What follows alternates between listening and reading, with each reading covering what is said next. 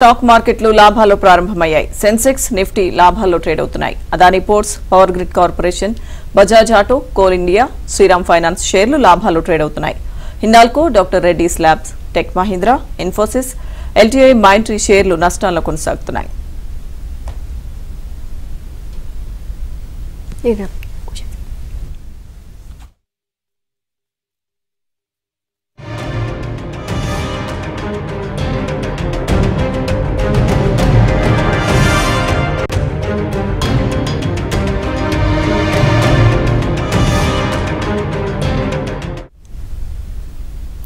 ఈ రోజు మార్కెట్స్ పై వారి విశ్లేషణ తెలియజేసేందుకు business analyst Vivika Prasad garu live లో సిద్ధంగా ఉన్నారు. Good morning sir.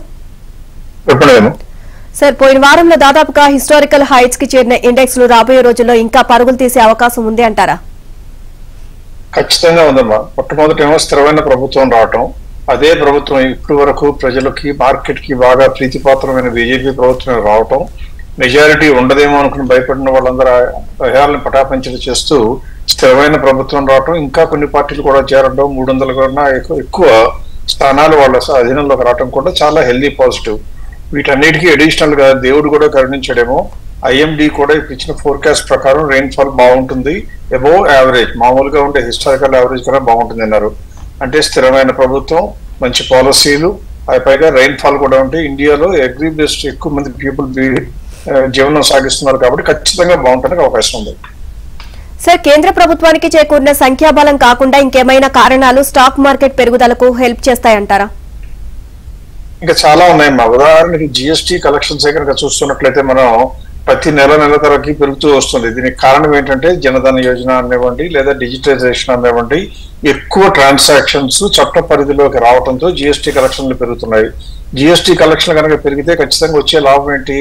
ఎట్టి పరిస్థితుల్లో కూడా ప్రభుత్వం దగ్గర ఎక్కువ మనీ చేకూరుతుంది. ఎప్పుడైతే ప్రభుత్వం దగ్గర డబ్బు చేకూరుతుందో వాళ్ళు డెవలప్మెంట్ ఎక్స్పెండిచర్, ఇన్ఫ్రాస్ట్రక్చర్ మీద కనుక ఖర్చు చేసినట్లయితే ఆ ట్రికిల్ డౌన్ ఎఫెక్ట్ మొత్తం ఎకానమీ అంతా వచ్చి ప్రజలకి ఆదాయం పెరుగుతుంది, కంపెనీలకి ఆదాయం పెరుగుతుంది, మళ్ళీ ట్యాక్స్ రెవెన్యూ కూడా పెరుగుతుంది. అది ఒక కారణం. రెండవది, ఈ మధ్య కాలంలో లాస్ట్ 10 years లో జరిగినటువంటి కొన్ని పరిణామాలు చూస్తే, 10 years కన్నా 5 years కనుక చూస్తే 2019 లో నుంచి ఇప్పటి వరకు చూస్తే రిటైర్డ్ పీపుల్ అంటే సీనియర్ సిటిజన్స్ ఫిక్స్డ్ డిపాజిట్ వేసిన ఎంత అని చూస్తే విపరీతంగా పెరిగిపోయింది. అంటే అంతకుముందు దాదాపుగా 19 లక్షల కోట్లు ఉంటే ఇప్పుడు 34 లక్షల కోట్లు, 14 లక్షల కోట్లు ఉంటే ఇప్పుడు 34 లక్షల కోట్లు. అంటే 34 లక్షల కోట్లు ఉండేదమ్మా, ఇప్పుడు 74 లక్షలు అయింది. అలాగే నెంబర్ ఆఫ్ పీపుల్ పెరిగారు, డిమాట్ అకౌంట్స్ పెరిగాయి. అంటే ఇదంతా కూడా దేన్ని సూచిస్తుందంటే ప్రజలు సేవింగ్స్ ని మొదలు పెట్టారు. అదే స్టాటిస్టిక్స్ లో కూడా వచ్చింది, సేవింగ్స్ హ్యాబిట్స్ పెరగడం మొదలు పెట్టింది అని. ఎప్పుడైతే సేవింగ్స్ పెరిగాయో అందులో ఫైనాన్షియల్ అసెట్స్ మీద, రియల్ ఎస్టేట్ బదులుగా ఫైనాన్షియల్ అసెట్స్ మీద ఫోకస్ పెట్టడం ఈక్విటీ మార్కెట్లకి, మ్యూచువల్ ఫండ్స్ కి గ్యారంటీగా కూడా మంచిది చేస్తుంది. అందువల్ల ఇవన్నీ కలిపి మార్కెట్ లో ఇంకా జోరు కొనసాగడానికి అవకాశాలు బాగా ఉంటాయి. సార్, మార్కెట్లు బాగా పెరిగిపోయాయని భయపడుతున్న ఇన్వెస్టర్లకు ఈ సమయంలో ఎటువంటి షేర్లు అని ఎందుకు కొనుక్కుంటే మంచిది అంటే మీరేం చెప్తారు? ఒకటేనమ్మా, ఎప్పుడు కూడా పెరిగిన షేరు తగ్గంగానే కొనుక్కుంటానటువంటి పిచ్చి ఆలోచనలు, తెలివి తక్కువ పనులు చేయకుండా ఎవరైనా సరే కంపెనీ కొనాలి అంటే 2 కారణాలు ఉండాలి. ఒకటి, ఆ కంపెనీలో లాభాలు పెరుగుతున్నాయో లేదో చూడటం. ఎవరైనా సరే బ్యాలెన్స్ షీట్ స్టడీ చేస్తే తెలుస్తుంది, అది పెద్ద కష్టం కాదు. రెండవది, ప్రతి ఒక్క ఇన్వెస్టర్ కి షేర్ కొనుక్కోబోయే ముందు దీని యొక్క నా లెక్క ప్రకారం అంచనా కట్టిన ధర ఎంత ఉంటుంది కాబట్టి తక్కువలో ఉంటే కొనుక్కుంటాను అనుకోవాలి. కానీ 170 రూపాయలు వెళ్ళిపోయిన షేర్ 130కి వస్తే కొంటాను అంటే పెరిగేదాకా చూస్తూ ఉంటాను, పెరిగిన తర్వాత పడితే కొంటాను అంటే ఆ పడింది కారణం ఉంటేనే పడుతుంది. కాబట్టి ఇంకా కిందకి వెళ్ళిపోతే నష్టాలు వస్తాయి. సో కొద్దిగా గొప్ప స్టడీ చేయాలి. అంటే ఎప్పుడు కూడా కంపెనీలకు సేల్స్ 5% పెరిగి దాని ప్రాఫిట్ లో 10% పెరిగాయి అనుకోండి, అంటే సేల్స్ కన్నా పర్సంటేజ్ కనుక ప్రాఫిట్స్ ఎక్కువ ఉంటే ఆ కంపెనీలు మీ ఎంపికలోకి రావాలి. వచ్చిన షేర్ ఒక ఫెయిర్ వాల్యూనో మార్కెట్ లో ఒక వాల్యూ మీ ఉద్దేశం ప్రకారం మీ ఒక్కరికే స్థిరమైనది కనుక్కోవాలి, కానీ మార్కెట్ లో ఉన్న ప్రైస్ ఆధారంగా డెసిషన్ చేయకూడదు. అలా ఎంత ఉండాలి ఈ లెక్కల ప్రకారం అనుకుని తక్కువలో ఉంటే కొనుక్కోవడం మంచిది. సార్, స్మాల్ ఇన్వెస్టర్స్ కి కూడా అందుబాటులో ఉన్న స్టాక్ మార్కెట్ అప్పుడప్పుడు చాలా రిస్క్ ని కూడా తీసుకొస్తుంది. కాబట్టి మరి అలాంటి రిస్క్ ని కోరుకుని ఇన్వెస్టర్లకు ఏ రకంగా అప్రోచ్ అయితే మంచిది అంటారు? ఇక్కడ కొన్ని విషయాలు నేను చెప్దాం అనుకుంటాను అన్నమాట. మొట్టమొదటి చూపించేదని ఇప్పుడు స్లైడ్ మనకి ఆల్రెడీ స్క్రీన్ మీద కొన్ని కనపడతా ఉన్నాయి. తెలుగు వారిలో ఉన్నటువంటి ఇండస్ట్రీలో అంటే తెలుగు వారికి ముక్తాయమానంగా ఉన్నటువంటి డాక్టర్ రెడ్డిస్ ల్యాబొరేటరీస్ చూసినట్లయితే అందులో దగ్గర 29% ఫారిన్ ఇన్స్టిట్యూషనల్ ఇన్వెస్టర్స్ ఉన్నారు. దాదాపు 7-8% వరకు మ్యూచువల్ ఫండ్స్ ఉన్నాయి. ఇవన్నీ కూడా పక్కన పెడదాం. మన అంచనా ప్రకారం అంటే వచ్చినటువంటి ఫండమెంటల్ రిజల్ట్స్ ప్రకారం ఆలోచిస్తే మనం కట్టినటువంటి అంచనా పెట్టినటువంటి ఫెయిర్ వాల్యూ ఎంత ఉందా అంటే మార్కెట్ లో దాని యొక్క వాల్యూ చాలా ఎక్కువ ఉండాలి. ఎంత ఉండాలి అని చూస్తుంటే దాదాపు 8,500 ఉండాలి. ఇప్పుడు ఎంత ఉంది? 6,000లో ఉంది. అంటే 40% వరకు పెరగడానికి ఛాన్స్ ఉంది. కాబట్టి డాక్టర్ రెడ్డిస్ మంచిది అంటాం. ఈ ఒక్కటే మంచిదా అంటే ఇన్వెస్టర్లు రిస్క్ కనుక వద్దు అనుకుంటే, స్మాల్ ఇన్వెస్టర్సే కాదు బిగ్ ఇన్వెస్టర్స్ రిస్క్ కనుక వద్దు అనుకుంటే చేయవలసిన పని ఇప్పుడు లార్జ్ క్యాప్ స్టాక్స్ కొనుక్కోవడం చేయాలి. లార్జ్ క్యాప్ లో నేను ఇంతకు ముందు చెప్పినట్లుగా సేల్స్ పెరిగినాయి అన్ని, సేల్స్ కన్నా కూడా ప్రాఫిట్ పెరిగినాయి అన్ని. అలా ఉండటానికి ఉదాహరణగా అంటే ఊరికే మాట చెప్పి వదిలేయకుండా ఈ రోజు కొద్దిగా గొప్ప చూపించాలన్న ఉద్దేశంతో మీకు ఒక లిస్ట్ చూపిస్తున్నాను స్క్రీన్ మీద. ఆ స్క్రీన్ కనుక మీరు చూసినట్లయితే అందులో దాదాపుగా 11 కంపెనీలు, ప్రతి కంపెనీ కూడా 1,00,000 కోట్ల కన్నా మార్కెట్ క్యాప్ ఎక్కువ ఉన్న కంపెనీలు. అందులో చూస్తే టాటా మోటార్స్ ఉంది, దానిలో దాదాపుగా 75% ఇంకా ప్రైస్ పెరగడానికి అవకాశం ఉంది. ఎన్టీపీసీ ఉంది, డిఎల్ఎఫ్ ఉంది, హిండాల్కో ఇండస్ట్రీస్ ఉంది, గ్రాసిమ్ ఇండస్ట్రీస్ ఉంది, ఇలా చాలా ఉన్నాయి. వీటన్నిటికీ కూడా కారణం ఏంటంటే కేవలం ఊరికే గాలిలో అంచనా కట్టడం కాదు. మీరు స్క్రీన్ మీద మారుతున్న ఇమేజెస్ కనుక చూసినట్లయితే డాక్టర్ రెడ్డిస్ కి సంబంధించి గతంలో గత 15 కాదు 20 సంవత్సరాలుగా మేము చేస్తున్న దాని ప్రకారం ఎంతైతే అసెస్మెంట్ చేస్తామో ఎంత వాల్యూ ఉండొచ్చో ఈ రేంజ్ లో ఉండొచ్చు అనుకుంటే అది దాదాపుగా 85% వరకు కూడా మనం అనుకున్న పరిణామాలు, మనం అనుకున్న హై లో మధ్యనే తిరుగుతుంది. అంటే అంచనా కట్టడం అంకెల ఆధారంగా సాధ్యమే అని చెప్పడం ఒక ఉద్దేశం. రెండవది అది మేము ఒక్కడమే కాదు, ఎవరైనా చేయగలరు. మీరు కూడా కొద్దిగా కష్టపడితే అలా కనుక మీరు అంకెలు సాధ్యపడితే, ఒకవేళ మీకు సాధ్యం కాకపోతే ప్రూవ్ చేసినటువంటి వాల్యూ ఇచ్చే వాళ్ళని కనుక మీరు నమ్ముకుంటే ఫెయిర్ వాల్యూ కన్నా బాగా డిస్కౌంట్ లో ఉండటం ఒక కారణం. రెండవది పెరిగిన సేల్స్ కన్నా ప్రాఫిట్లు పెరగడం రెండవ కారణం. ఇక్కడ స్క్రీన్ మీద మీరు చూస్తున్నటువంటి డాక్టర్ రెడ్డి స్టాటిస్టిక్స్ చూస్తే దాదాపుగా 3-4 సంవత్సరాల నుంచి సేల్స్ పెరుగుతూ రావటం, గడిచిన 2 సంవత్సరాలుగా లాభాలు పెరగటం, ప్రాఫిట్లు పెరగటం, ఎబిటా పెరగటం, ఆఖరికి మార్జిన్స్ కూడా పెరగడం చూడొచ్చు. ఇన్ని పాజిటివ్స్ ఉన్నాయి కాబట్టి కంపెనీ మంచిది. అందులో కూడా అనుకున్న వాల్యూ కన్నా తక్కువలో ఉంది కాబట్టి కొనుక్కోవాలి. ఇలా మీకు ఎంపిక చేసిన 11 షేర్లు చూపించడానికి కారణం సేఫ్టీ ప్రాధాన్యంగా భావించే ఇన్వెస్టర్లు ఇందులో కనుక కొనుక్కుంటే నష్టాలు వచ్చే అవకాశం బాగా తక్కువ, లాభాలు వచ్చే అవకాశం ఖచ్చితంగా ఎక్కువ. అందువల్ల కొద్దిగా గొప్ప సేఫ్ గా ఉంటారని చెప్పచ్చు. అంటే సార్ మీ అంచనా ప్రకారం లార్జ్ క్యాప్ స్టాక్స్ లో ఏ స్టాక్స్ ఇప్పుడు బాగా అట్రాక్టివ్ గా ఉన్నాయి చెప్పగలరా? అంటే మీ అప్రోచ్ గురించి కూడా బ్రీఫ్ గా చెప్తే బాగుంటుందని నేను అనుకుంటున్నాం. అదేనమ్మా, ఇప్పుడు నేను చెప్పిందల్లా కూడా ఇంతవరకు అదే చెప్పాను. ఏంటంటే ఇప్పుడు కూడా కంపెనీలకు సంబంధించి గతంలో కూడా ఆ కంపెనీకి మనం అంచనా కడుతుంటే అంటే రిజల్ట్స్ రాగానే ఈ కంపెనీ ఇంత హైలో ఇంత లో మధ్యనే నడుస్తుంది అని అనుకుంటే 88% వరకు యాక్యురేట్ అయింది డాక్టర్ రెడ్డిస్ ల్యాబొరేటరీస్ లో. అలా ప్రతి కంపెనీకి లెక్కేస్తూ ఉంటాము, చెక్ చేస్తూ ఉంటాం.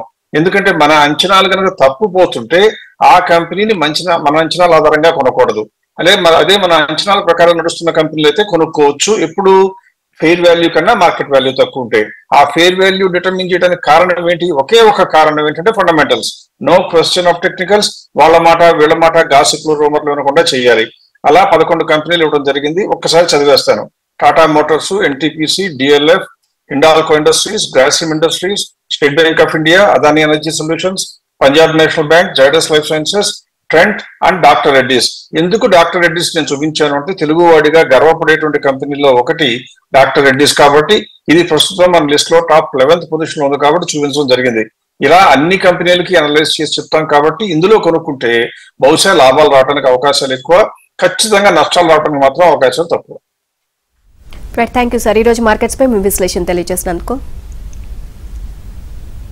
ఇక కొత్త ఎన్డీఏ ప్రభుత్వం తీసుకుపోయే విధానాలపై కొంత స్పష్టత వచ్చేంత వరకు స్టాక్ మార్కెట్లలో లాభాలు పరిమితంగానే ఉండొచ్చని విశ్లేషకులు భావిస్తున్నారు. ఎన్నికల ఫలితాలు, పరపతి విధానం, కార్పొరేట్ ఫలితాలు పూర్తి కావడంతో ఇక మంత్రుల కూర్పు, జులైలో ప్రకటించబోయే పూర్తి స్థాయి బడ్జెట్ పైనే మదుపర్లు దృష్టి సారించనున్నారు. లాభాలు పరిమితంగానే ఉన్నా ఇవాళ నిఫ్టీ, సెన్సెక్స్ లు సరికొత్త గరిష్టాలకు చేరుకోవచ్చని విశ్లేషకులు అంచనా వేస్తున్నారు. ప్రస్తుత విధానాల నుంచి కేంద్రం కాస్త పక్కకు వెళ్తుంది అని కొందరు, జనాకర్షక సంస్కరణలపై దృష్టి పెంచుతుంది అని మరికొందరు విశ్లేషకులు చెబుతున్నారు. కాగా భారత ప్రధానిగా మోదీ వరుసగా 3వసారి ప్రమాణ స్వీకారం చేయడం పట్ల పారిశ్రామిక, వాణిజ్య వర్గాలు హర్షం వ్యక్తం చేస్తున్నాయి. మరిన్ని సాహసోపేత సంస్కరణలతో వికసిత భారత్ కు ప్రధాని మోదీ పునాదులు వేస్తారని ఆశిస్తున్నట్లు తెలిపాయి. భారత పౌర విమానయాన మార్కెట్ పురోభివృద్ధిపై ఎమిరేట్స్ ఎయిర్లైన్ సంస్థ అత్యంత ఆశాభావం వ్యక్తం చేసింది.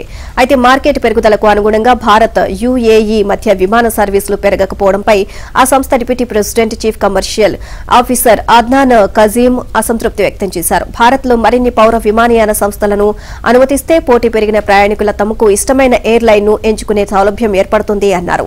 ప్రస్తుతం 2 దేశాల విమానయాన సంస్థలు వారానికి 1.3 లక్షల సీట్ల సామర్థ్యంతో విమాన సర్వీసులు నడుపుతున్నా రద్దీ తగ్గడం లేదు అన్నారు. ఈ విషయాన్ని దృష్టిలో ఉంచుకుని ఈ సీట్ల సంఖ్యను మరింత పెంచాల్సిన అవసరం ఉంది అని కజీం తెలియజేశారు.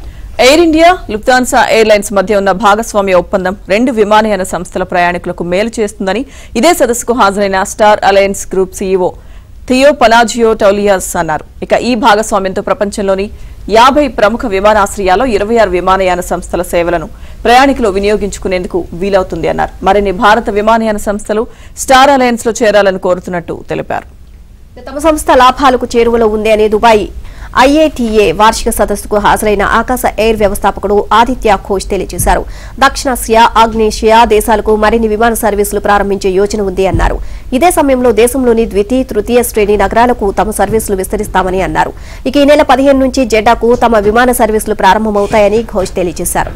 విదేశీ పోర్ట్ఫోలియో మదుపర్లు పెద్ద ఎత్తున పెట్టుబడులను దేశీయ మార్కెట్ల నుంచి ఉపసంహరించుకున్నారు. ఇక లోక్సభ ఎన్నికల ఫలితాలు అంచనాలకు భిన్నంగా రావడం, అదే సమయంలో చైనా స్టాక్ మార్కెట్ ఆకర్షణీయంగా ఉండడంతో ఈ నెల మొదటి వారంలో ఎఫ్పీఐలు దేశ స్టాక్ మార్కెట్లో దాదాపు 14,800 కోట్ల విక్రయాలు చేశారు.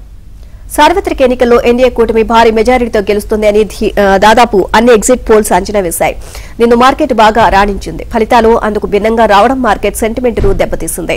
సూచీలు నష్టాలను చవిచూశాయి. ఇక ఈ సార్వత్రిక ఎన్నికల్లో ఏ పార్టీకి స్పష్టమైన మెజారిటీ రాకపోవడం వల్ల విదేశీ పెట్టుబడిదారులు ఆందోళన చెందుతున్నారని మార్కెట్ వర్గాలు భావిస్తున్నాయి. అదే సమయంలో చైనా స్టాక్ మార్కెట్ ఆకర్షణీయంగా కనిపించడంతో పెట్టుబడులు అక్కడికి తరలి వెళ్లాయి అంటున్నారు. డెట్ మార్కెట్లో మాత్రం ఎఫ్పీఐలు ఈ నెల మొదటి వారంలో 4,000 కోట్లకు పైగా పెట్టుబడులు పెట్టారు. మార్చిలో 13,602 కోట్లు, ఫిబ్రవరిలో 22,419 కోట్లు, జనవరిలో 19,836 కోట్ల మేర కొనుగోలు చేపట్టారు. జేపీ మోర్గాన్ సూచీలో భారత ప్రభుత్వ బాండ్లు చేరడంతో ఈ పెట్టుబడులు వచ్చాయి. ఇలా మొత్తంగా 2024లో ఎఫ్పీఐలు ఇప్పటి వరకు ఈక్విటీల నుంచి 38,158 కోట్ల నికర అమ్మకాలు చేపట్టగా డెట్ మార్కెట్లో 57,677 కోట్ల నికర కొనుగోలు చేశారు.